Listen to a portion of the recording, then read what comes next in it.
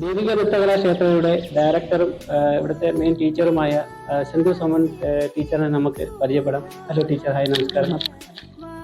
Teacher റിയാദിൽ എത്ര വർഷമായി ഈ ഒരു സ്ഥാപനം തുടങ്ങിയത്? ഞാൻ 2000 തുടങ്ങി. 2000 തുടങ്ങിയത്. നാട്ടിലെവിടെയാണ് ടീച്ചർ? ഒന്ന് സ്വയം ഒന്ന് പരിചയപ്പെടുത്താം നമ്മളെ പ്രേക്ഷകർക്ക് വേണ്ടി. ഞാൻ അരീക്കോടാണ്. എൻ്റെ സ്വന്തം നാടാണെങ്കിൽ മഞ്ചേരി. ഓക്കെ.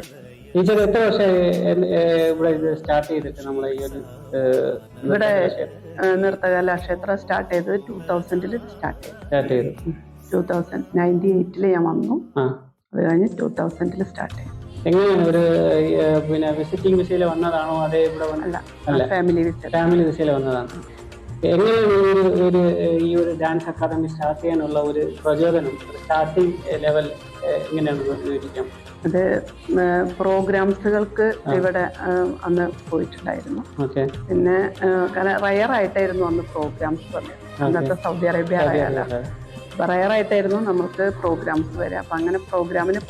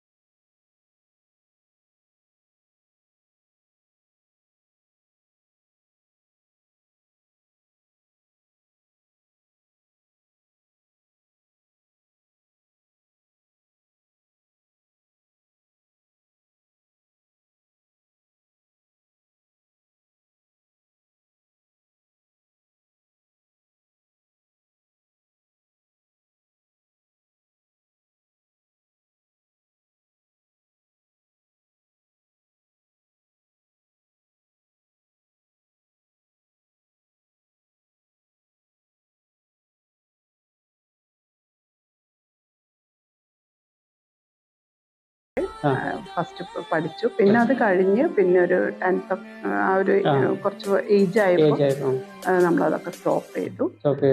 പിന്നെ അത് കഴിഞ്ഞ് പിന്നെ അതിലോട്ടായി. പിന്നെ അത് കഴിഞ്ഞ് പിന്നെ സ്റ്റാർട്ട് ചെയ്തു. കല്യാണമൊക്കെ കഴിഞ്ഞിട്ടോ നാട്ടിൽ ഏതെങ്കിലും ഒരു ഇവന്റിലോ ഏതെങ്കിലും പ്രോഗ്രാമിലൊക്കെ പങ്കെടുത്തു? അന്നൊക്കെ നമ്മള് ഈ അമ്പലങ്ങളിലാണ് കൂടുതൽ. പിന്നെ സബ് ജില്ല ആ ലെവലിലൊക്കെ നമ്മള് അന്ന് പങ്കെടുത്തിട്ടുണ്ട്. സ്കൂളുകളിൽ പിന്നെ ഒക്കെ പങ്കെടുത്തിട്ടുണ്ട്. നന്നായിട്ട് പോയിന്റ് ഒക്കെ സ്കൂളിൽ നേടിക്കൊടുത്തിട്ടുണ്ട്. ഏറ്റവും ഒരു മെഗാ ഇവന്റ് എന്ന് പറയാൻ പറ്റിയ നാട്ടിലെ ജില്ലയിൽ പോയിട്ട് ഫസ്റ്റ് ആയിട്ട് പിന്നെ നമുക്ക് അവിടുന്ന് ആ സമയത്തൊന്നും അങ്ങനെ സ്റ്റേറ്റ് ലെവലിലേക്കൊന്നും വല്ലാതെ പോകുന്നുണ്ടായിരുന്നു. അങ്ങനെ അങ്ങോട്ട് പോയിട്ടില്ല. പക്ഷെ ജില്ലയിലൊക്കെ പോയിട്ട് പ്രസന്റ് വരും.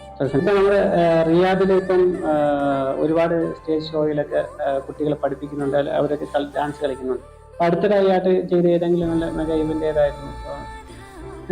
ഇപ്പൊ കുറെ ഇവന്റുകൾ ചെയ്തിട്ടുണ്ട്. അങ്ങനെ നല്ലതെന്ന് പറയാൻ പറ്റില്ല, എല്ലാം നല്ലത് തന്നെയല്ലേ. നമുക്ക് എല്ലാ ഇവന്റുകളും എല്ലാവരും നല്ലതായിട്ട് തന്നെയാണ് ചെയ്ത്.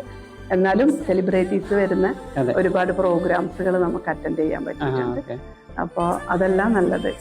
ഗണേഷ് വന്ന പ്രോഗ്രാം, MG ശ്രീകുമാർ വന്ന പ്രോഗ്രാം, ചിത്ര വന്ന പ്രോഗ്രാം, പിന്നെ അങ്ങനെ ഒരുപാട് സെലിബ്രിറ്റീസ് ആ ഒരു ടൈമിൽ കുറെ സെലിബ്രിറ്റീസ് വന്നിട്ടുണ്ടായിരുന്നു. ആ പ്രോഗ്രാംസുകളൊക്കെ നമ്മൾ അറ്റൻഡ് ചെയ്തിട്ടുണ്ട്. അതൊക്കെ ഇപ്പം ടീച്ചർ ഒരുപാട് കൾച്ചർ പ്രോഗ്രാം, ഒരുപാട് പ്രോഗ്രാംസ് ഒക്കെ ഇവിടെ ചെയ്തിട്ടുണ്ട്. അപ്പം ഒരു മെയിൻ അവാർഡ് ഏതെങ്കിലും ഒരു പ്രോഗ്രാമിൽ കിട്ടിയിട്ടുണ്ടോ?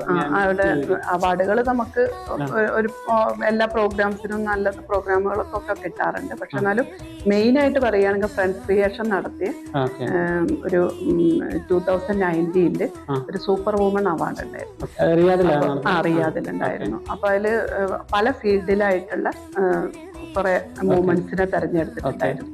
അപ്പൊ അതില് ഒരു വുമൺ ഞാനായിരുന്നു. അപ്പൊ അത് എനിക്ക് ഭയങ്കര ഒരു ഇതായിരുന്നു. അത് സൂപ്പർ വുമൺ അവാർഡ്. ഇപ്പൊ ടീച്ചർ ഇവിടെ എത്ര കുട്ടികളെ പഠിപ്പിക്കുന്നില്ല? കുട്ടികള് നന്നായിട്ടുണ്ട്. അത്യാവശ്യം കുട്ടികള് ചെറിയ പ്രായം മുതലുള്ള ചെറിയ പ്രായം ഒരു ഒരു 5 വയസ്സ് മുതൽ 5 വയസ്സിന് മുകളിലുള്ള വലിയ മുതിർന്ന ആൾക്കാർ വരെ പഠിക്കും. ഉണ്ട്. എല്ലാ ഫീമെയിൽ സ്റ്റുഡൻസ് ഒരു 50 years ആ ഒരു ഇതിൽ വരെയുള്ള മദേഴ്സ് ഉണ്ട്. ഇപ്പൊ എങ്ങനെയാണ് അവര് ടൈമിംഗ് ഒക്കെ എങ്ങനെയാണ് അവർ പഠിപ്പിക്കുന്നത്? ടൈമിങ് അവര് കൂടുതലും സ്കൂളത്തെ ടീച്ചേഴ്സാണ്, പിന്നെ വർക്കിംഗ് വുമൻസ് ആണ്. അപ്പൊ അതുകൊണ്ട് തന്നെ അവരെ ടൈമിങ്ങും കൂടെ നോക്കിയിട്ടാണ് ഈവനിങ് ടൈമിൽ തന്നെയാണ് പഠിപ്പിക്കുന്നത്.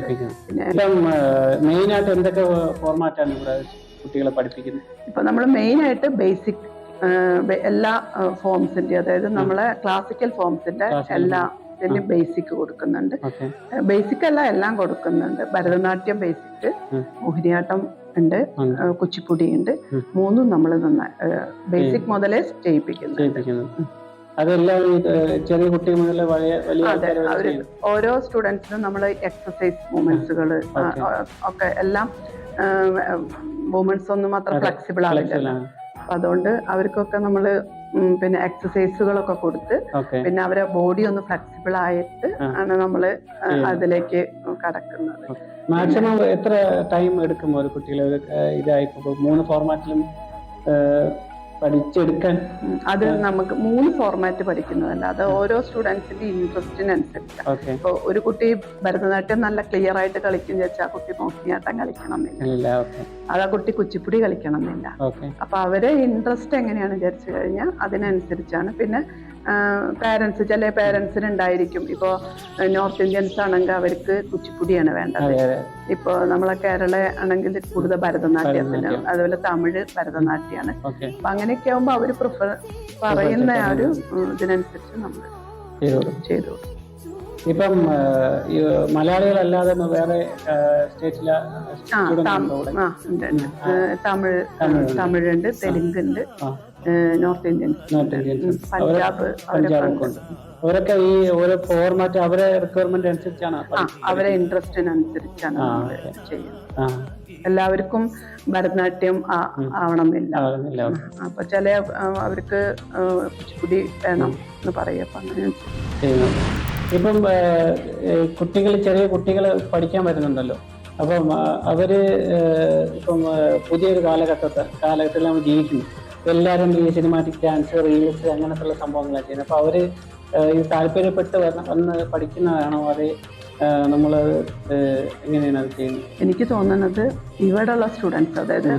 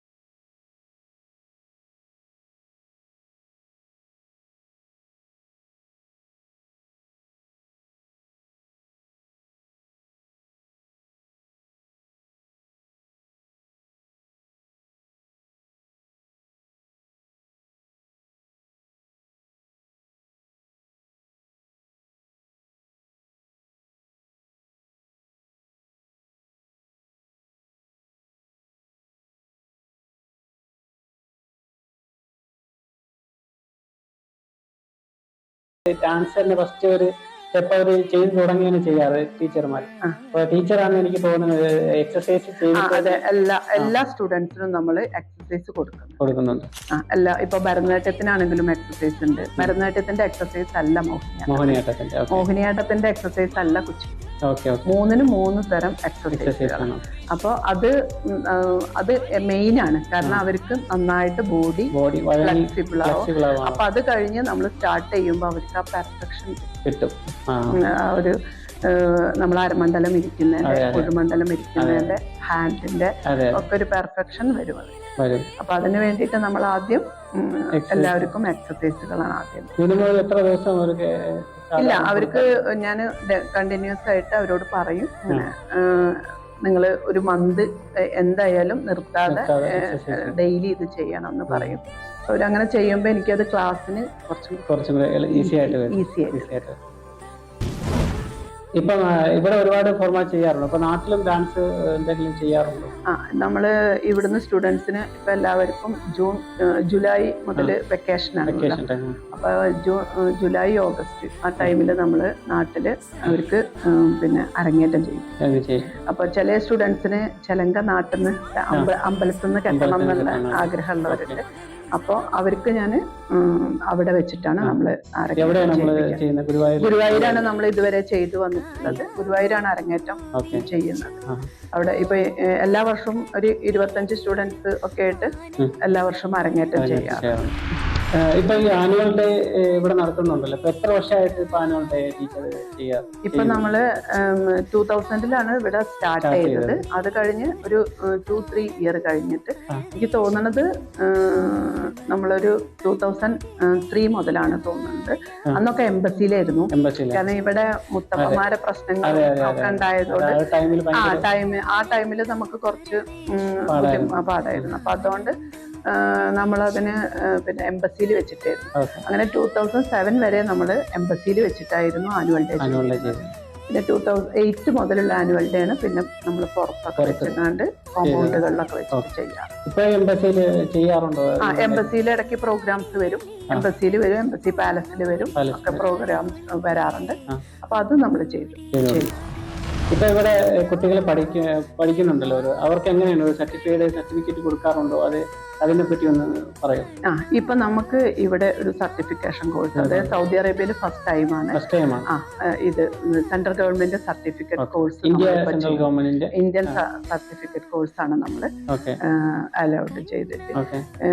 അത് ഇവർക്ക് കുട്ടികൾക്ക് എല്ലാ ഇതിലും ഫോംസിലും, അതായത് ഭരതനാട്യം ഉണ്ട്, മോഹിനിയാട്ടം ഉണ്ട്, കുച്ചിപ്പുടി ഉണ്ട്. ഡിപ്ലോമ ക്ലാസ്സുകൾ നമ്മൾ കൊടുക്കുന്നുണ്ട്, ബേസിക് ക്ലാസ്സുകൾ കൊടുക്കുന്നുണ്ട്. അത് ഇപ്പൊ നമുക്ക് ഈ ഒരു മാർച്ച് മുതലാണ് അതിവിടെ സ്റ്റാർട്ട് ചെയ്തത്.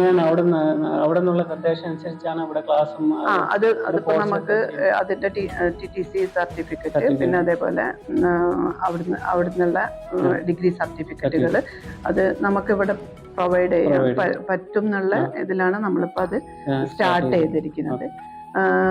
അവർക്ക് 1 ഇയറിലാണ് സർട്ടിഫിക്കറ്റ് ഇവിടെ കൊടുക്കുന്നത്.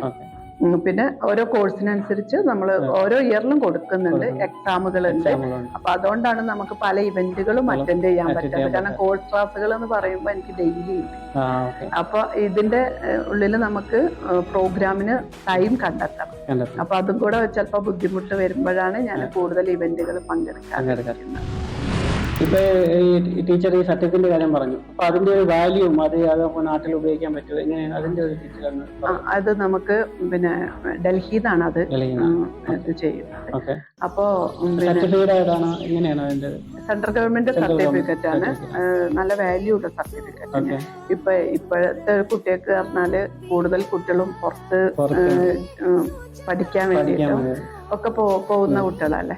അപ്പൊ അവർക്ക് ഇതിന്റെ ഒരു എനിക്ക് ഭയങ്കര ആഗ്രഹമായിരുന്നു എന്റെ സ്റ്റുഡൻസിന് അതിന് അങ്ങനെ ഒരു എന്തെങ്കിലും, അതായത് നമ്മളൊക്കെ പഠിച്ചു എന്ന് പറഞ്ഞു കഴിഞ്ഞാലും അത് നമ്മൾ ഇന്ന ടീച്ചറെ കീഴിൽ പഠിച്ചു എന്ന് പറയാൻ അത് നമുക്ക് പറയാൻ പറ്റും. അപ്പൊ ഇപ്പൊ അങ്ങനെയല്ല. ഇപ്പൊ കുട്ടിക്ക് ഒരു സർട്ടിഫിക്കറ്റ് കാണിച്ചു കൊടുക്കുക എന്ന് പറയുമ്പോ ആ പഠിച്ചതിന് അവർക്കൊരു വാല്യൂ വരികയല്ലേ. അവര് ഏത് കാലത്തും അവർക്ക് അതൊരു പിന്നെ സർട്ടിഫിക്കറ്റ് വരുമ്പോ അതൊരു വാല്യൂ തന്നെയല്ലേ. പിന്നെ അതേപോലെ പല രാജ്യങ്ങളിലും പോണ കുട്ടികളുണ്ട്. അപ്പൊ അവർക്ക് അതിനുള്ള സ്കോളർഷിപ്പുകൾ കിട്ടും. പിന്നെ അപ്പോ അവർക്ക് ഏത് രാജ്യത്തേക്കാണ് അവർ പോണതെന്ന് വെച്ചാൽ അവർക്ക് ഓൺലൈൻ തന്നെ അവരായിട്ട് കോണ്ടാക്ട് ചെയ്യാൻ പറ്റും. എന്നിട്ട് പിന്നെ അവിടുത്തെ സ്റ്റാമ്പ് ചെയ്യാൻ പറ്റും. ഓരോ രാജ്യത്തിന്റെ സ്റ്റാമ്പ് ചെയ്ത് അവർ കൊടുക്കും. ഇപ്പൊ നമുക്കാണെങ്കിലും സൗദിന്റെ സ്റ്റാമ്പിങ് കഴിഞ്ഞിട്ടാണ് നമുക്ക് ഇവിടെ കിട്ടുന്നത്.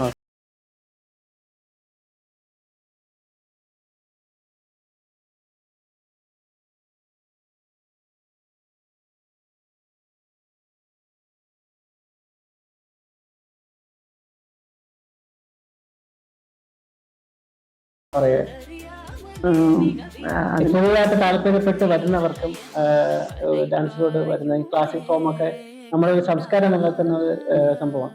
അപ്പം അതിലോട്ട് അവർക്കൊരു മെസ്സേജ് എന്താണ് കൊടുക്കേണ്ടത് പുതിയ തലമുറയ്ക്ക്? അല്ല, പുതിയ തലമുറ വരണം.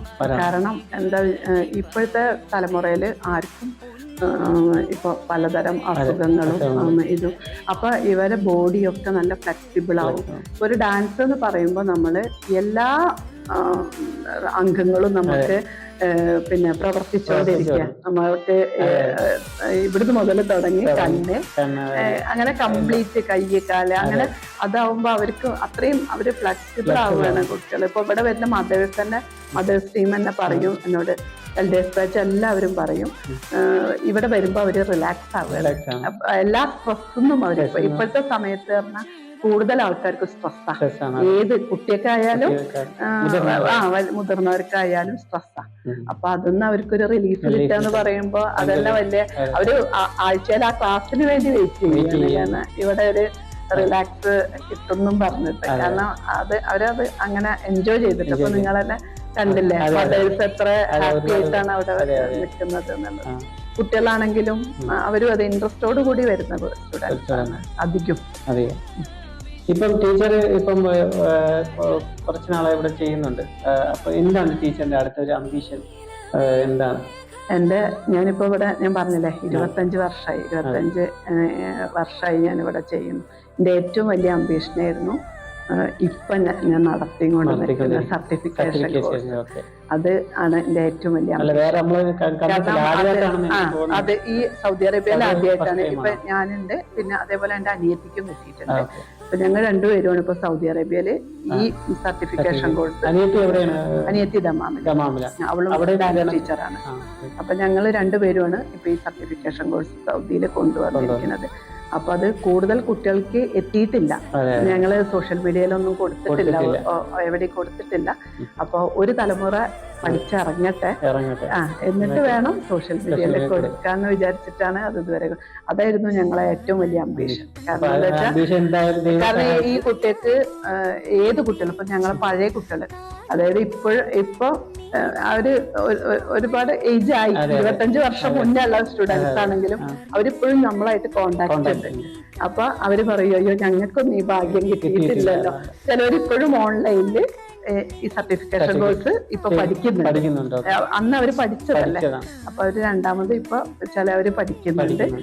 അപ്പൊ അവർക്കൊന്നും ആ ഒരു ഭാഗ്യം കിട്ടിയില്ലല്ലോ എന്നുള്ള. അപ്പൊ നമ്മളെ തുടർച്ചയായിട്ട് ശരിക്കും ഇത് 2 വർഷം മുന്നേ കിട്ടേണ്ടതാ. കോവിഡ് സമയത്ത് നമുക്ക് നാട്ടിൽ പോവാൻ പറ്റാനായിട്ട് ഞങ്ങൾക്ക് എക്സാം എഴുതാൻ പറ്റിയില്ല. അപ്പൊ അതുകൊണ്ടാണ് 2 വർഷം ലാഗ് വന്നത്. ഇതായിരുന്നു ഞങ്ങളെ ഏറ്റവും വലിയ ആഗ്രഹം. അനിയത്തി ദമാമിൽ പഠിപ്പിക്കുന്നുണ്ട്. ഇപ്പൊ സെയിം പേര് തന്നെയാണോ? അതെ, അവിടെ സെയിം പേര്. ചെറിയൊരു വ്യത്യാസം. നൃത്തകലാക്ഷേത്രം എന്നുള്ളത് കലാക്ഷേത്രം. അത് ഞങ്ങൾക്ക് ഒന്ന് മനസ്സിലാവാൻ വേണ്ടിയിട്ട് മാത്രം. അവിടെ ദേവിക തന്നെയാണ്.